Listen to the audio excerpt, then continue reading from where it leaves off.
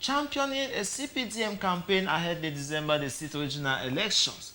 During the gathering, he told the CPDM frontline leaders and especially candidates to the regional election in the Northwest region that they have to do everything possible to bring the city of Bamenda and the entire Northwest region out of what he called poverty. He says from 1990 that they give way to the opposition, development have been lacking, and call on them to do everything to plebiscite their candidate and their list come December 6, 2020. At the same time, the Minister of Territorial Administration, Mr. Tanganji, was in the Far North region, what some pundits very close to the opposition have baptized. He was there to water down the initiative of 10 million the Northeast. And we are here today in the studio asking ourselves, what could these two frontline pundits or authorities of the CPGM 38 years regime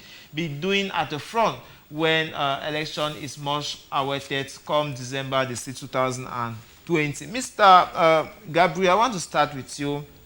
Did you follow former Prime Minister Jan Philemon in Bamenda and what he was assigning or what he was given as instruction to his comrades to do come December 6, 2020?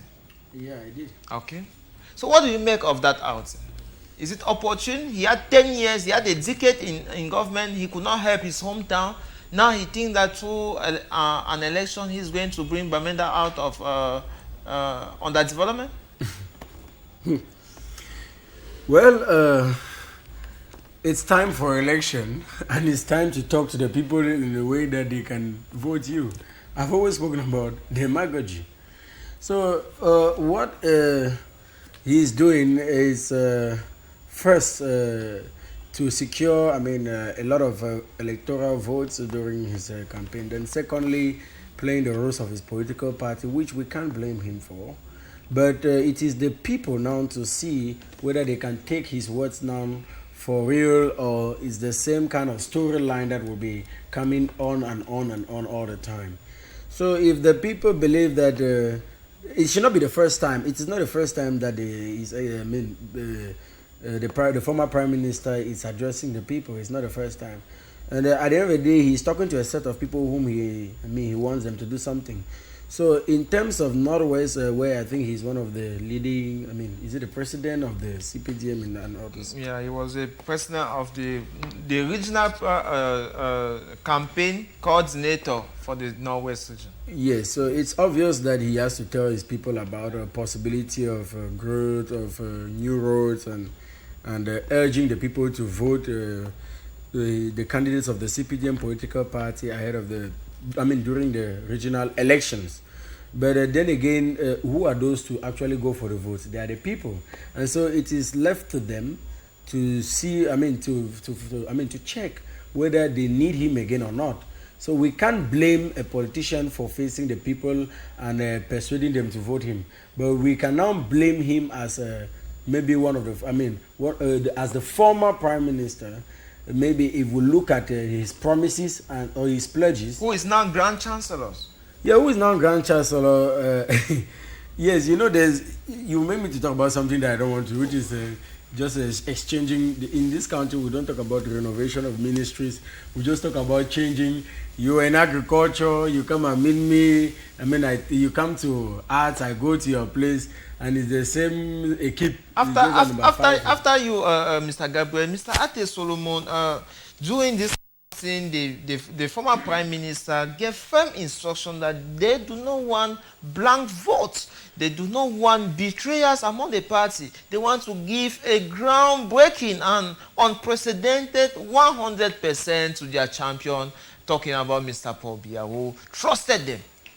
What do you make of this kind of firm instruction, what some people call party discipline? Contradictory instructions from the former Prime Minister, and what he said is an insult to democracy. Okay. What Mr. Prime Minister meant in Bamenda is that development follows only where the CPDM goes. That's what he meant. Yes. And that is an insult to democracy. That's an insult to the CPDM party itself. Because the CPDM party is it therefore that the opposition have not structured themselves in order to give them a fierce competition? I'm coming. We shouldn't be in a hurry. In a country where we pride ourselves as a country of a growing democracy, we should not substitute development to party vote, to party discipline. That it is my party that is leading here. That is where development should follow. It should be an insult and a disgrace to Mr. Philemon Yang that after 10 years of being the Prime Minister of this country. Before that, he has served for more than 20 years as ambassador in Canada and had access to all the development resources. And when the Prime Minister stands in Bamenda and tells us that we are not developing because we are voting the opposition, I think it's really an insult to us. Memory has it that he was the very person who went and caused the escalation of the crisis at a time. We are talking of early 2017, when he decided to organize a rally, a peaceful protest, against his champion, the CPDM party. Just to talk about that, you realize that the CPDM has more influence in the Northwest than even the West region, because they have more councillors in the Northwest than the SDF itself. And that is why during the first senatorial election, the SDF could not win, because the CPDM has more councillors in the Northwest. This is a region that has more CPDM councillors, but they are coming to tell us that that region is underdeveloped because they are voting the CPDM, that they are voting the opposition. And you are instead telling your party members that there shouldn't be blank ballot. What does that tell you? It means that you yourself, you are very much aware that even within the ranks of your party, people are not happy with the way you're running things. And when people are not happy, they are not happy that you're supposed to come and give them food in their house. They are not happy for the fact that you have not been able to develop their region. So what is their own in supporting you? That should be the message that Mr. Philemon Yang should carry home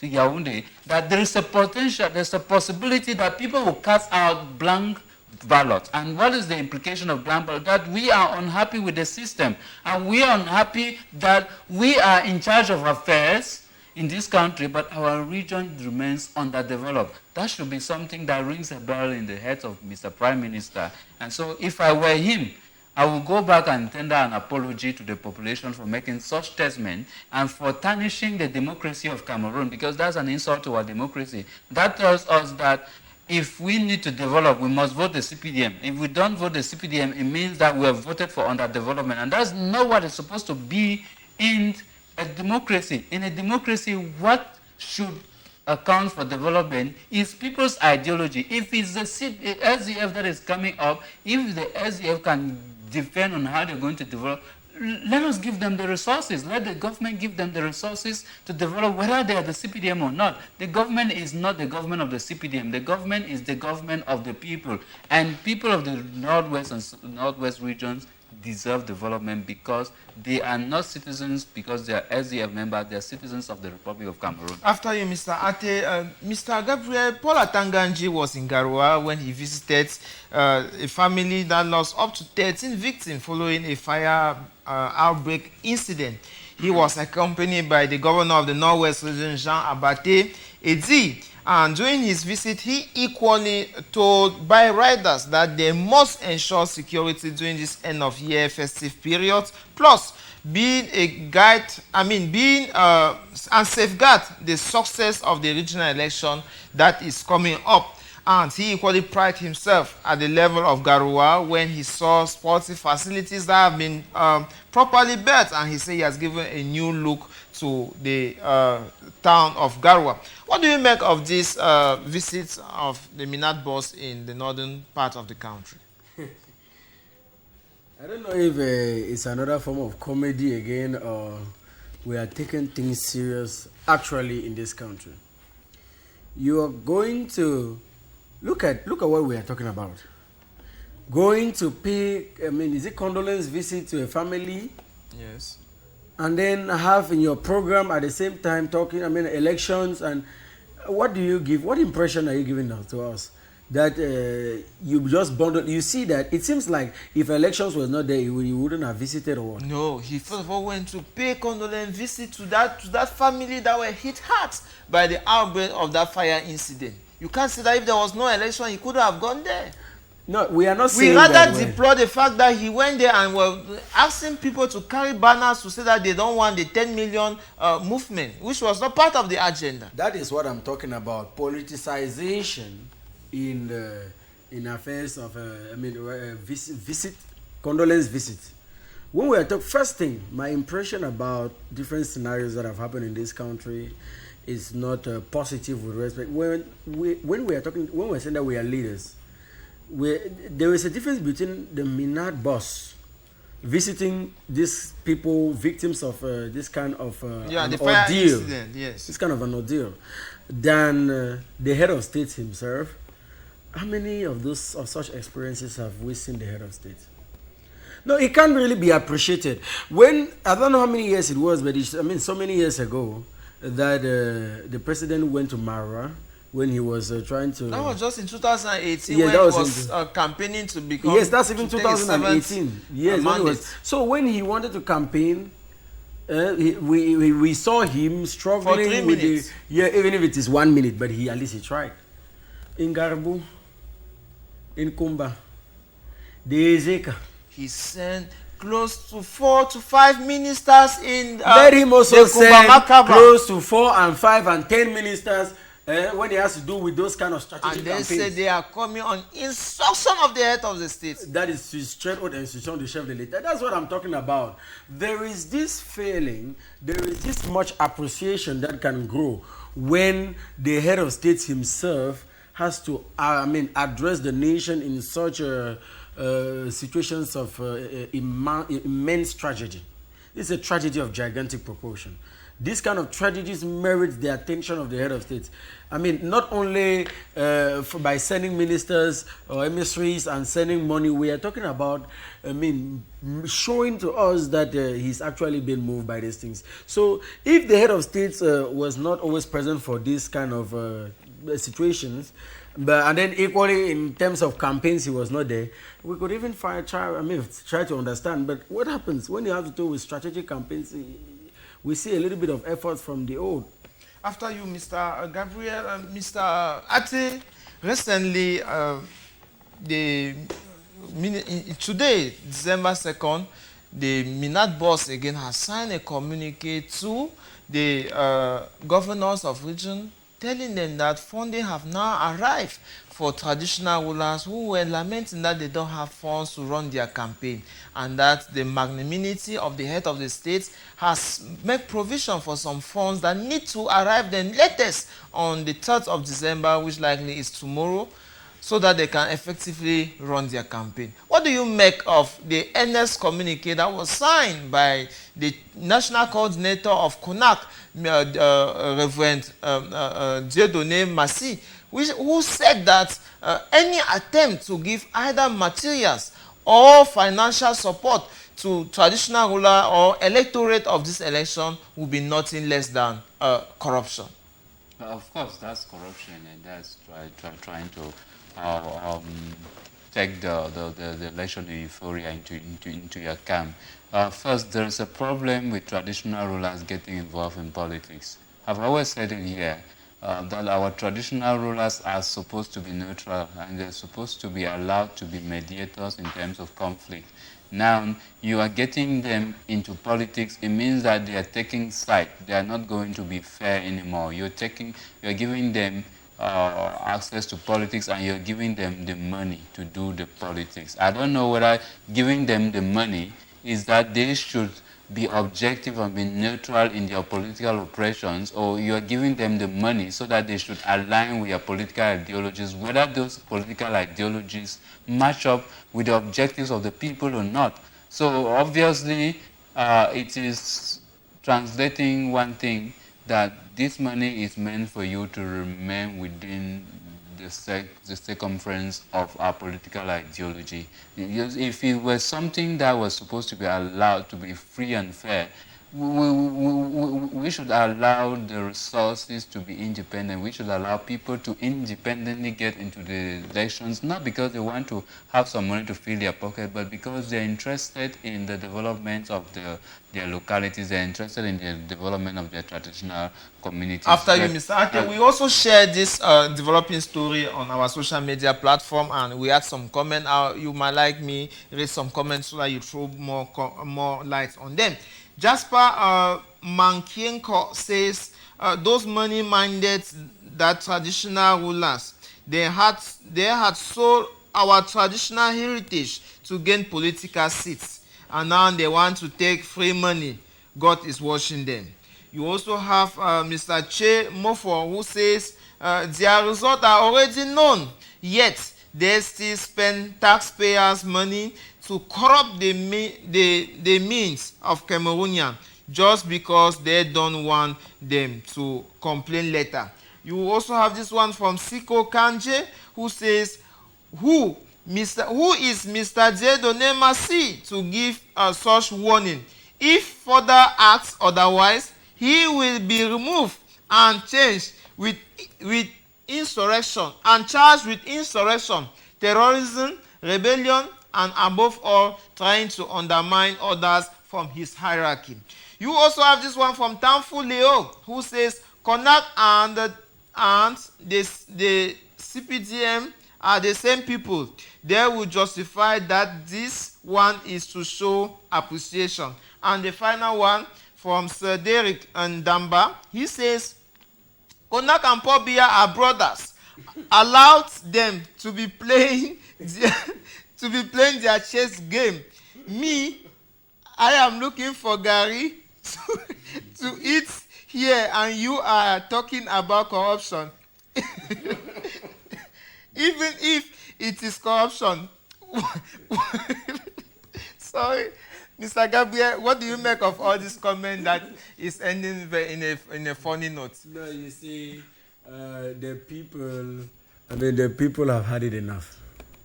They've had it enough, and so this is, they just have to express themselves.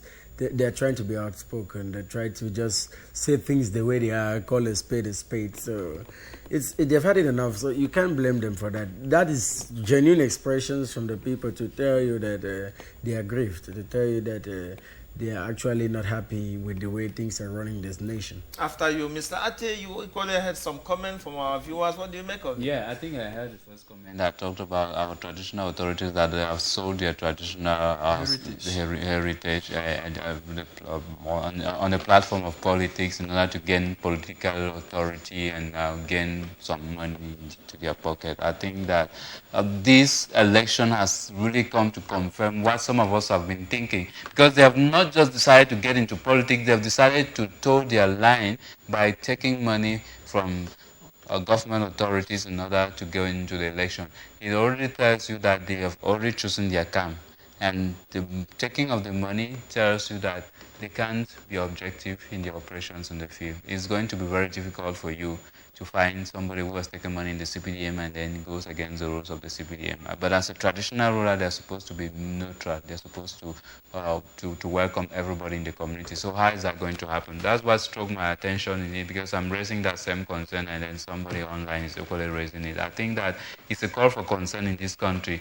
We have destroyed our traditional heritage, the platter of politics. It's really time for us to get back to the drawing board. And that takes us to the end of this edition of Cross Views. Ladies and gentlemen, we have come to the end of this edition. I want to thank you, Mr. Ate Solomon, for making it for this other edition of Cross Views. It was a privilege for me to be here, and I think that it's always going to be a privilege for me to come back and share my opinions on how I think that the affairs of this country should be managed. Everything we say is because we want the nation to be better. After you, Mr. Gabriel, it was a pleasure to have you a second time. Yes, and I'm always very delighted because at least when you start, when we are given the opportunity to talk, put things the way they are, listen from youth, from activists, it is one step ahead, even if they are not taking it into consideration, but at least they get the impression, the points, and what we are asking for. So I'm always very happy to be on this panel to express my own views and maybe the views of the general public at large with respect to our political and economic evolutions in the nations. Yes. This program was brought to you by Nabila Christia. Behind the camera was Mr. Fozo Oliver. And the program was under the supervision of the station boss, Mr. Nkwain Chiambah Bobe. I was Chillen Cyril, giving you appointment on Friday when it shall be 6:30. But before then, keep watching CMTV. Entertainment is never enough. Goodbye.